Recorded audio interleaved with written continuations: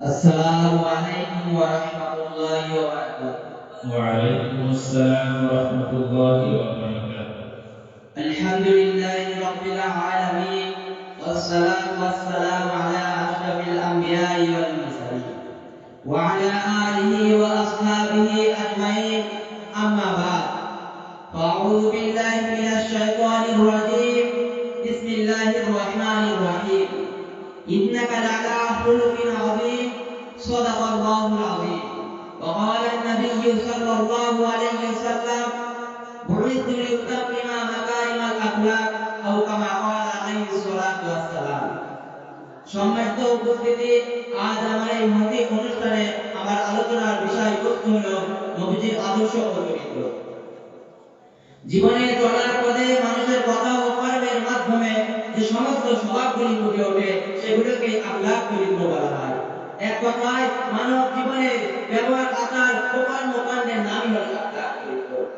মনে রাখবেন, পৃথিবীতে যত মানুষ এসেছে এবং কিয়ামত পর্যন্ত যত মানুষ আসবে তাদের সকলের মধ্যে সর্বোত্তম ব্যক্তি হলেন নবী মুহাম্মদ সাল্লাল্লাহু আলাইহি ওয়াসাল্লাম। স্বয়ং আল্লাহ রাব্বুল আলামিন কোরআনে কারীমের মধ্যে একটি কথা বলেছেন। আল্লাহ তাআলা সূরা কালামের 4 নম্বর আয়াতে বলেছেন, ইন্নাকা লাআলা খুলুকিন আযীম। হে নবী, নিশ্চয়ই আপনি মহান চরিত্রের অধিকারী। আমরা অনেকেই মাইকেল হার্ট নামে একজন বিখ্যাত পদার্থবিজ্ঞানীর নাম শুনেছি। তিনি 1932 সালে মার্কিন যুক্তরাষ্ট্রের নিউ ইয়র্ক শহরে জন্মগ্রহণ করেছিলেন। তিনি একজন বিজ্ঞানী হওয়ার সাথে সাথে একজন বিখ্যাত ঐতিহাসিকও ছিলেন।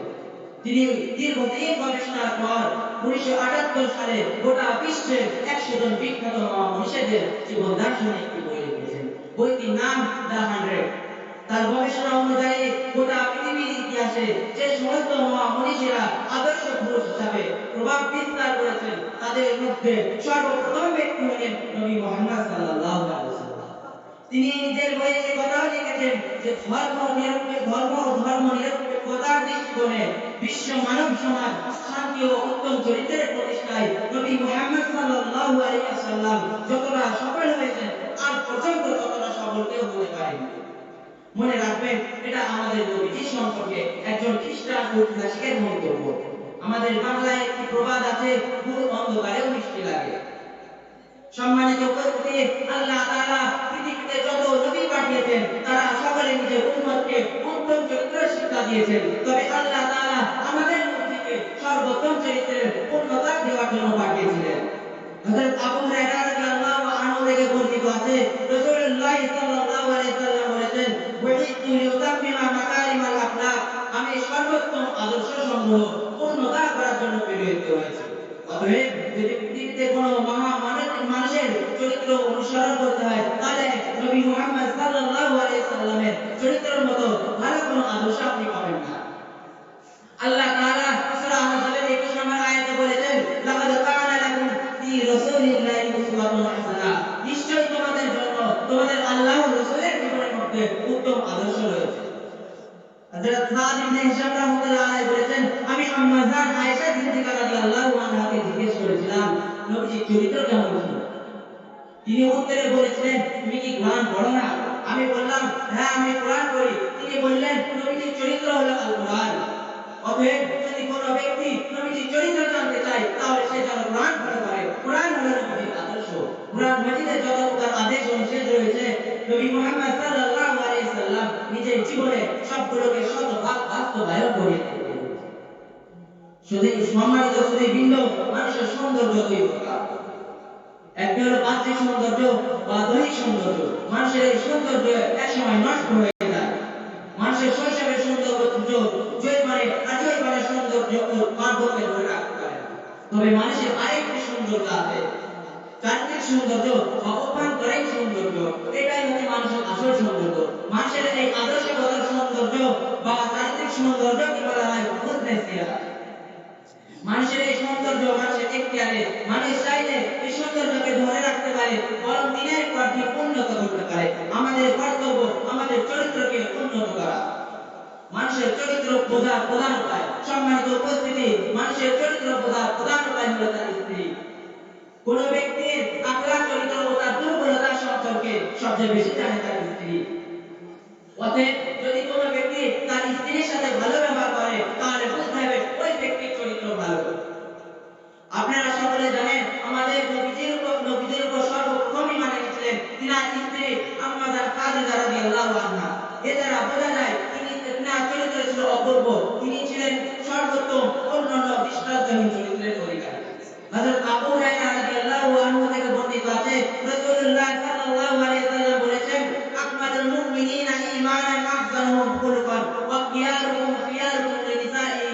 মূল্যবান।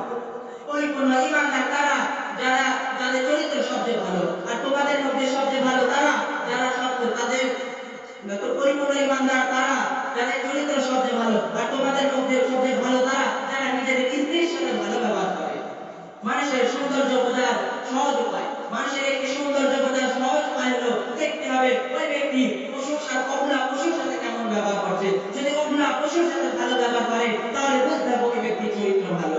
মানুষের সাথে ভালো ব্যবহার করে এটা স্বাভাবিক, মানুষের সাথে যদি ভালো ব্যবহার না করা হয় দুর্নাম সমালোচনা প্রতিশোধের আশঙ্কা থাকে। তবে অবলা প্রাণীদের সাথে যদি দুর্ব্যবহার করা হয় তাহলে এসব কিছু নিয়ে আশঙ্কাই থাকে না। তাই একমাত্র ব্যক্তি হলো সেই যে অবলা প্রাণীদের সাথে শান্ত ব্যবহার করে।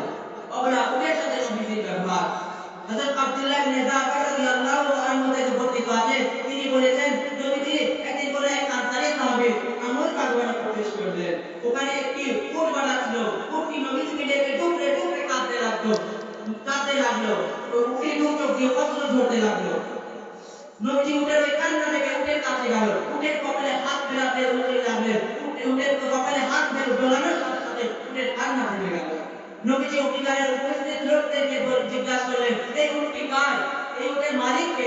একজন আনসারী যুবক এসে বলল, ইয়া রাসূলুল্লাহ, ইয়া হাবিবাল্লাহ, এই উটটি আমার। নবীজি বললেন, আফালা তাত্তাকিল্লাহ বিহাদিল বাহিমাতি, তুমি কি এই নির্মম প্রাণীর বিষয়ে আল্লাহকে ভয় করো না? আল্লাহ তাআলা তোমার এই উটটি তোমার অধীনস্থ করেছে। তোমার এই উটটি তোমার বিরুদ্ধে আমার কাছে অভিযোগ জানিয়েছে। তুমি একে ক্ষুধার্ত রাখো, তুমি এর দ্বারা কষ্ট আর কাজ বহন করে রাখো। সম্মানিত উপস্থিতি,